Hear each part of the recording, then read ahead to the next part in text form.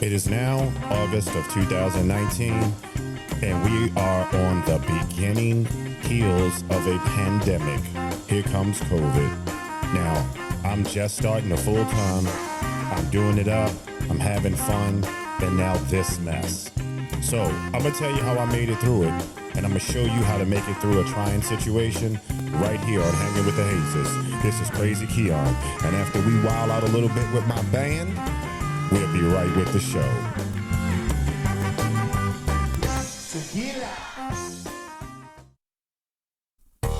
Coming to the stage is the King of Crazy. Let's put our hands together and welcome the King of Crazy, Keon Hayes, and Hanging with the Hazes. What's up, fam? Yeah! Show you right. That's right. Give it up for my main man. Now let's get into this. Hey, how y'all doing? What's shaking in the house tonight? What's going on? So I am in the middle of starting my full-time journey. It is now, like I said, August 2019, and then all of a sudden, there's COVID. I'm like, what? So you mean to tell me I am now starting this new life and we are in the middle of a pandemic where I can't go out, I'm newly single, can't get a girlfriend, can't have nobody over. Like, what? And now, you remember that thing we talked about in the previous episode about home? Now I've established home, but I'm in the middle of this situation where I'm 100% isolated. When I tell you they were standing at the gate looking in your car to make sure you didn't bring anybody in, that is the type of situation we were in. And I'm by myself. Like, by myself. Next episode, I'm going to tell you what happened when I got COVID. And if you think I'm by myself now in the midst of COVID, oh boy, it gets interesting. So this is what we're going to talk about in this episode. We are going to talk about what happened when the campgrounds and everything in the world shut down, the journey that I had to make during COVID while I was camping to Lake Charles, Louisiana, and the difference between being in the Northeast versus being in the dirty South. There was a huge difference in culture, the way COVID got treated. And we're going to talk about the time period between January 1st, when they started talking about this thing, to about June 1st, when we were in the middle of the shutdown process.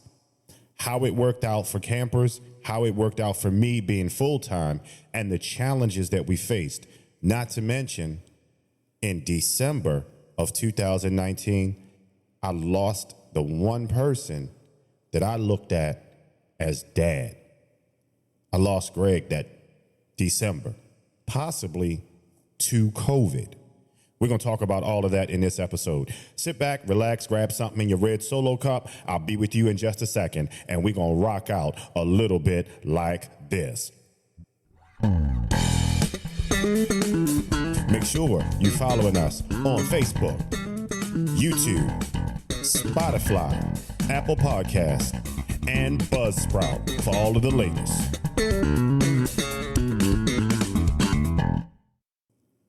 January 23rd, 2022. Wuhan, China, a city of 11 million people, is placed under lockdown due to a virus that is suspected of coming from China.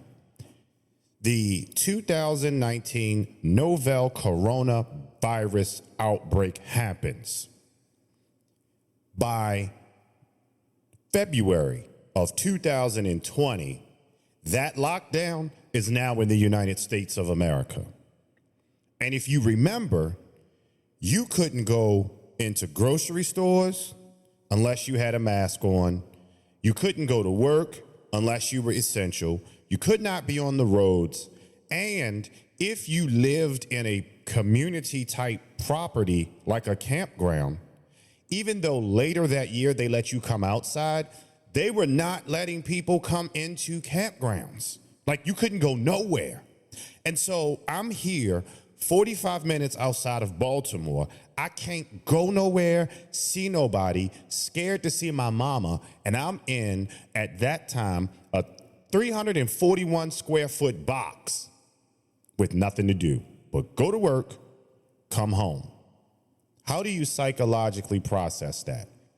We're going to deal with that right now, because even though it might not be a pandemic, if you full-timing, you're going to be put in situations where you cannot get to the outside world. All it takes in the mid-Atlantic is a good snowstorm. That's all it takes. If you're in Florida, to disconnect you from the world is one hurricane. And it don't even have to rain. It's just got to have a good wind, and that's it. I experienced that October of 24.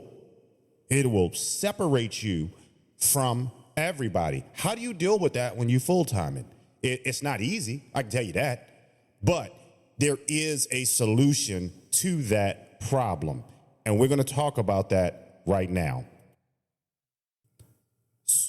So now the campground shuts down. I'm in the process of a divorce. And the biggest thing that I had to deal with was the isolation. So my kids could not come. My dog wasn't here. I had neighbors, but we had to yell at each other throughout the window.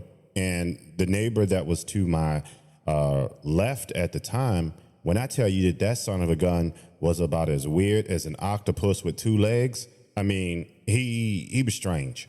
So really, I was by myself. The only people I had to talk to were the people at work, because I would get up in the morning about 6:30 and make my way from Carroll County to Cockeysville.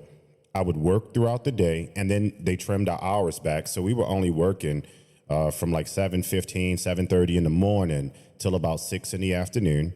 So all of these people had to kind of get in there during that time to get their hours in. And then I would come home. I would be home by 7 o'clock. So for 12 straight hours, if I didn't talk to you on the phone, that was it. I just didn't talk. I went months without seeing my mom, because at that time, my mom was in her early 70s. You think I was going over there? Nope, not at all. Wasn't happening.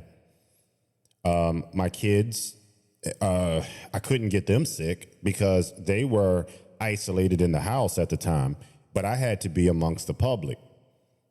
Shopping for groceries was, I won't say a chore, but it wasn't fun, that's for sure. You had to stand 6 feet from everybody.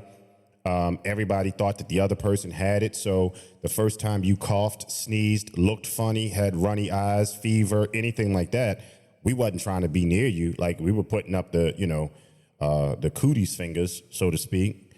Ew. Yeah. So that's pretty much, that was life. That it just is what it is. Now, keep in mind, I could not even have company. And if I did have company, I almost had to sneak them in my trunk, because they were looking in cars through the camera and had people standing out there to make sure that unless you paid to be at the campground or were a quote unquote resident, nobody was coming in. It was as it. So this happened around February, and this got really intense early March. And then things kind of leveled out a little bit in the sense that they weren't hawks, and I was able to have company sporadically, but they had to be in after the campground closed and then out before they opened, which 99% of the time wasn't a problem. But my social life went to kaput. It was done. And, it just is what it is. So I've lost Dad, who was like the foundation of me getting on my own as far as camping. Without him, I wouldn't have had a coach. So Gregory's gone. I can't talk to him but through the Lord in prayer. Can't talk to my mom. I can't talk to my kids. I go to work. Now, the good thing about my life was that church remained open. Now, we reduced everything down to the less than 10 people, and we did everything via like live. That's when Facebook took off with that. And we had a great time, and it was okay. But that was the amount of socialization I had at that point. So once I would get back home, I kind of set it up so that I had my YouTube running and all of that. Not YouTube, I'm sorry. Netflix. Well, YouTube too, because I watched a lot of YouTube TV. So Netflix and Hulu were, Prime were my go-to things. I would make sure that I grabbed everything that I needed. So if I wanted to eat, I'd stop at the drive-thru.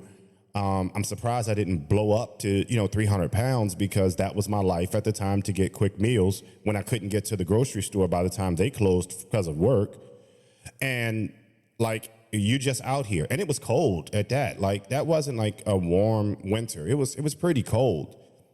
So that lasted for a little bit. And then, we're thinking things would lighten up a little bit. And the more we got into that winter and into the spring, we now find out that more and more things just simply were not going to happen. And that was the life-changing moment. So breaking that kind of feeling of being disassociated, I was able to hang out with my kids a little bit, because my oldest, was graduating from McNeese College down in Louisiana. And so she calls me one day and she says, Dad, my car is still down there, because when all of this happened and they shut school down, I just flew home. And I was like, okay, no problem. So I reached out to my bestie and I said, hey, we got to take a run. And I probably can drop you back off in Florida. This was the plan, and keep that in mind, because we're going to talk about that too. But I need you to fly up here, and we got to go to Louisiana, and I got to get my little girl's car. Because what I did not want her to do is fly down to get her car and drive it back. But I did tell her, fly down there by yourself, get your stuff ready, and I'm going to drive the motorhome down to get you. So as we go into the second point of this, now I've gone from being isolated in COVID to driving and traveling during COVID. Now, pay attention to a couple of things that happened, because I'm going to walk you through the route I took down and back and the differences. So I picked the bestie up from the airport in the coach, and I don't have a car behind me for the first time ever, like going somewhere this distance, because we had to bring her car back. So I could not take my car. So I pick her up. We come across 66 through Virginia, grab something to eat from the local Cracker Barrel. And at that time, you had to order it. When it was ready, you ran in, grabbed it, and got the heck out of Dodge. And we got on the road. So now I'm on 81, and it is traffic, but it's not traffic. So I'm rolling, okay? We finally make it down to Bristol, Tennessee, Bristol, Virginia, that neck of the woods. And when we get to Tennessee and that Virginia line, I started noticing some things a little bit different. Now, it's late, so we don't really see the people mingling, but I was able to get to Cabela's. I stopped for the night, and I got a little bit of sleep. Next morning, I jump back on 81, and I start up across Tennessee, across 40, so that I can swing down through Knoxville, Alabama, places like that. So the next stop I was actually able to make was outside of Birmingham. It was just north of Birmingham, Alabama. So I stopped there, Cracker Barrel, and I walk in, and people are sitting down eating like nothing is going on in the world. And I'm like, what the heck? Okay. So it was a culture shock from what I had been used to for the last few months. Sit down, I eat. Now I got a mask on. Bestie got a mask on. Nobody else does. They it is what it is. Now this is prior to anybody being vaccinated. So we sit down at Cracker Barrel. This is May of 2020. We eat our meal. Everybody's cool, but everybody's looking at us like, well, where you foreigners come from? Because y'all all masked up and you don't really want to talk to nobody, and you standing and standoffish and you 6 feet, like, what's going on? So we go to Walmart and the same exact thing. And I'm like, all right, okay. So now that feeling of isolation is gone because the people are acting very normal, like nothing is going on. So we leave there, we blow through Birmingham. I get down into Jackson, Mississippi, and there's a Flying J down there. And we pull up, and I'm thinking I'm going to have a parking lot to myself to just crash for the night over where they park RVs, and it's nothing but RVs out there. They out there, slides out, jacks down, like they're at a campground chilling, like nothing is going on. So I'm like, oh, okay, all right, wow. So we hang out in Jacksonville that night because I'm tired. And we got up the next morning and we ran on down to, I believe it was I-12. We ran down, came across 12, and got into Louisiana. And once we got into Louisiana, it was pretty much the same status quo with a little bit more caution, but not much. So we get into Lake Charles. I get to the U-Haul place to pick up the dolly so we can tow this girl's car back home. And they were, just every day, nothing to see here. Let's get your stuff hooked up. Let's get you back on the road. And that was it. The guy walked up to me and shook my hand like, I don't have the cooties. I'm assuming that you don't have the cooties. That was it. So we get to the campground, and the campground was partially full, but it wasn't packed, but nobody was acting kind of strange. Now, here is where things took a turn. So I pick my daughter's car up. We pick her stuff up from her dorm room. We get back to the campground, and we hop in her car, and we go to, I think it was like Steamboat Bill's or something like that. I forget what it was. So we go over there, we grab some crawfish, we grab some, gumbo, and we sitting down and eating. And in the midst of all of this, a storm is starting to brew, so I strike a conversation up with somebody. And the conversation kind of deviated a little bit because he says to me, you got to be careful going back home because once you get out of Alabama and you go into 85 to head back north, things are going to be a little different, but you cannot go into Florida. And I said, well, what do you mean?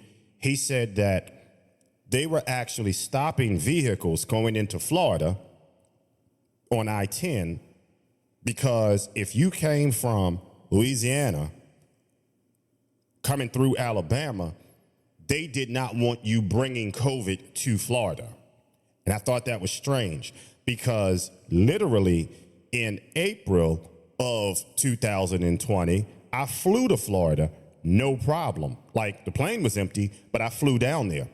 So now I can't take my bestie home because I cannot go through Florida. So I called my cousin up, and for those who you don't know, the crazy trucker, subsequent the other side of me, the crazy camper, you had the crazy trucker. We lost Nate earlier this year. Just if the family is listening, and my family is listening, listen, I love y'all so much. I can't tell you how much I miss my cousin because it was times like this where we got close because he was a truck driver still on the road. And I called him up. I said, Nate, dog, tell me what's up with Florida. He said, man, I'm really not sure. I'm not sure if you can get into Florida or not. And I'm not going to tell you to run that way and don't know. Just head back to Baltimore and fly bestie home. So I was like, all right, so that's what I'm gonna do. So I shoot through Mississippi, I come through Alabama, and I make that dogleg left up 85. This was the first time in my life that I have ever come through the city of Atlanta running speed. Like I was running speed coming through Atlanta, 75 miles an hour. Bear with me for a second. Let me take a quick commercial break, and I'm gonna finish this story up.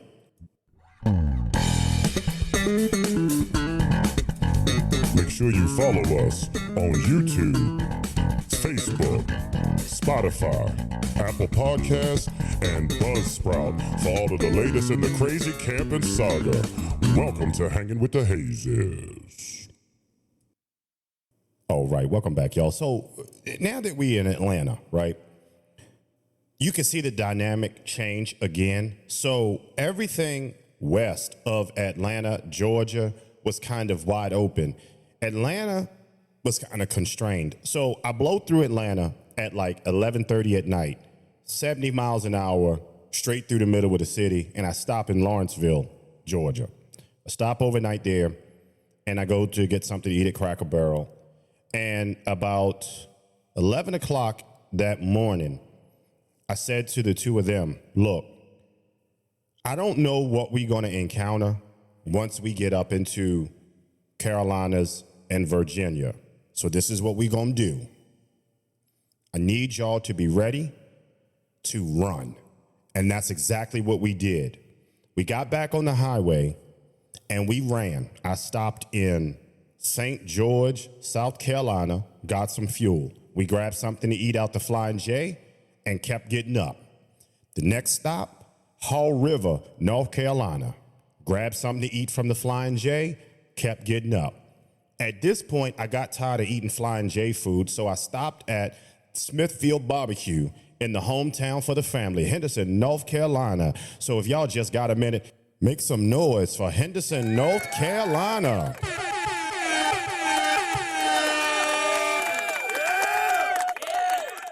All right. So we stopped at Smithfield Barbecue, and yes, I pulled all that motorhoming car up in there. We grabbed something to eat there, and you couldn't sit down in there, but at least that you could walk into the store. We grabbed something to eat, and we went on into Virginia at that point, stopped at the rest area right on the other side of 85 and the North Carolina line in Virginia. I think it's like mile marker 4 or something like that. We got out, and we had a little picnic out there because that was the best we could do. There were a few cars out there, but again, very sporadic. And the farther north we went, what we noticed was the regulations started kicking in. So we stopped in Ashland, Virginia. Actually, that's not true. We did not stop in Ashland. We went on up to Rutherford Glen, Virginia, up at the 104, maybe 108. I can't remember. But they have the 2 Flying J's there. While I was there, I stopped. I grabbed all of the propane that I could fill in that coach because I wasn't sure what was going to happen when we got back at home. I filled up again, and then from that point, we made a beeline for Baltimore. We got into Baltimore, and by the time we got into like Dumfries, up in that neck of the woods, traffic thinned out, and you could definitely see with the flip of a switch, things had kind of gotten back to what we knew when we left. We were glad that they let us back through the state. We didn't have any issue there. And then when we got back, we dropped her car off, and I came back into the campground that night.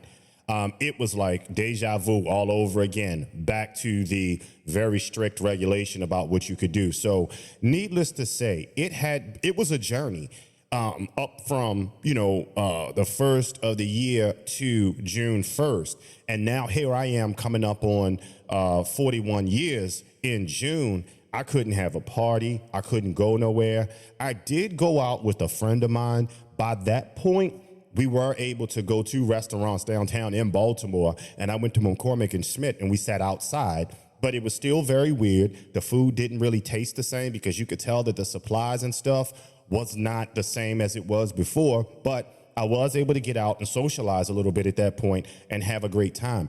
Had it not been for that run to Louisiana, and had it not been for the flight to Florida, and then my birthday, being able to actually go out and do something, I would have gone nuts. Listen, I'm telling you, it was not a pretty thing.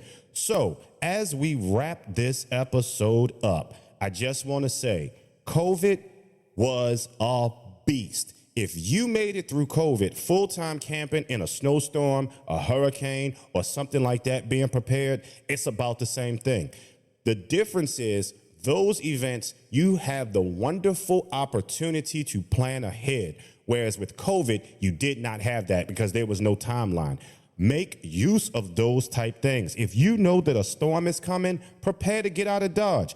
I got a main man, James Brown, down in Florida. We hooked up in Savannah, Georgia, because we were running from Milton down there. And listen, He knew ahead of time, was able to get out, harvest hosted, had a great time, brought the bike with him, and then when it was all over, he went back. But he was able to do that because of proper planning and just paying attention to your surroundings.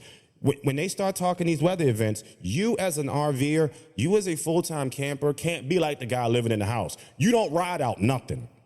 I don't know how else to say. You don't ride out storms. You run from them. And if you ain't getting nothing else from what I said, if a hurricane is coming, you run from it. If they talking about 8, 9, 10 inches of snow, you might be all right. But once they cross that 15, 16 inches mark, if you can, you run from it because you do not have the same protection that somebody else would have in that. So with that being said, and another episode of Hanging with the Hazes, Funky Skunk, take it away.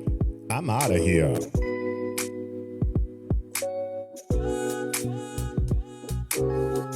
Be sure to join us on Apple Podcasts, Spotify, Amazon Music, and you can always catch us on Facebook and YouTube.